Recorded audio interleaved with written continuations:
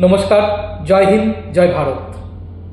কাল থেকে বাংলাদেশি কিছু দালাল মিডিয়া দেখাচ্ছে যে ভারতের নাকি রাফেল বিমান পাকিস্তান ধ্বংস করে দিয়েছে এবং পাকিস্তানের মাটিতে নাকি ভারতের রাফেল বিমান পড়ে আছে। আরে ভাই, এটা রাফেল বিমান নয়। দেখ ভাই, দেখ দেখ, এটা হচ্ছে একটা টিনের খেলা। ঠিক আছে, একটা টিনের খোলা, টিন ভাঙা, লোহা ভাঙা, ওই কাঁচ ভাঙা, ব্যাটারি ভাঙা, বালতি ভাঙা বলিস না, সেটাই। এটা হচ্ছে একটা টিনের খোলা। ভারতের যে বিমানগুলো থেকে যে রকেটগুলো ছাড়া হয়েছিল, রকেটগুলো বাস্ট হওয়ার পরে রকেটের যে বাইরের পোর্শন, যে বাইরের দিকটা, সেটা ধাতব নির্মিত হয়। তো এটা সেই ধাতব নির্মিত খোলা মাত্র, এটা রাফেল বিমান নয় ভাই। ভালো করে দেখ ভাই, দেখ। আর কি বলবো, পাকিস্তানকে একদম নাস্তানাবুদ করে ছাড়ছে ভারতীয় সেনা। আপনারা জানেন আমাদের ভারতের যে ডিফেন্স সিস্টেম ES-400 সুদর্শন চক্র, সেই সুদর্শন চক্র কিন্তু পাকিস্তানের F-16কে ধ্বংস করে দিয়েছে। আর একটা কথা বলি, আমরা কিন্তু প্রায় বলতাম চীন আমাদের শত্রু, কিন্তু এখন আমার মনে হচ্ছে চীন আমাদের বন্ধু দেশ। আপনারা বলবেন কেন? কারণটা হচ্ছে, দেখুন, চীন পাকিস্তানকে এমন ডিফেন্স সিস্টেম দিয়েছে যে যুদ্ধের সময় কোনো ডিফেন্স সিস্টেমই কাজে লাগছে না। এই যুদ্ধকালীন পরিস্থিতিতে কোনো ডিফেন্স সিস্টেম কিন্তু কাজে লাগছে না। তাহলে প্রকারান্তরে দেখতে গেলে সেই চীন কিন্তুই আমাদেরকে উপকার করে দিল বা আমাদের জন্য ভালোই করলো। তাই চীন কিন্তু এই সময় দাঁড়িয়ে কিন্তু ভারতের বন্ধু বলা যায়। তাই আপনাদেরকে একটা পরামর্শ দেবো, চাইনিজ মাল ভালো হয় না ভাই, চাইনিজ প্রোডাক্ট কিনবেন না, ঠকে যাবেন, ঠিক দরকারের সময় কাজে আসবে না।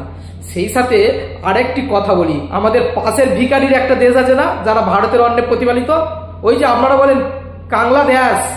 হ্যাঁ, ঠিক শুনেছেন, বাংলাদেশ। ওই বাংলাদেশের যে কাঙাল উপদেষ্টা আছে না, সে কিন্তু খুব ভয় পেয়ে গেছে।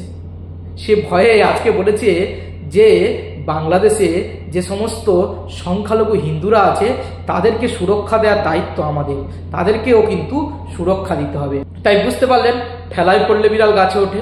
তো এ কিন্তু ঠেলায় পড়ে গেছে, আর ঠেলায় পড়ে কিন্তু গাছে উঠেছে। আজকের তার পার্শ্ববর্তী দেশ অর্থাৎ সেই পাকিস্তানের পরিস্থিতি দেখে সে কিন্তু আজকের বুঝে গেছে যে ভারত কি। ভারতীয় আর্মি যদি একবার জাগে, ভারতের ভারতীয়ত্ব যদি একবার জাগে, ভারতের জনগণ যদি একবার জাগে, তাহলে কোনো শক্তিই ভারতের কাছে বড় নয়। যে কোনো শক্তিকেই তুড়ি মেরে উড়িয়ে দিতে পারে। আর বাংলাদেশ পাকিস্তানকে তো ভারতের মাছির মতো মনে করে, এরা কোনো ব্যাপারই নয়। বাংলাদেশ পাকিস্তান ভারতের কাছে কোনো ব্যাপারই নয়।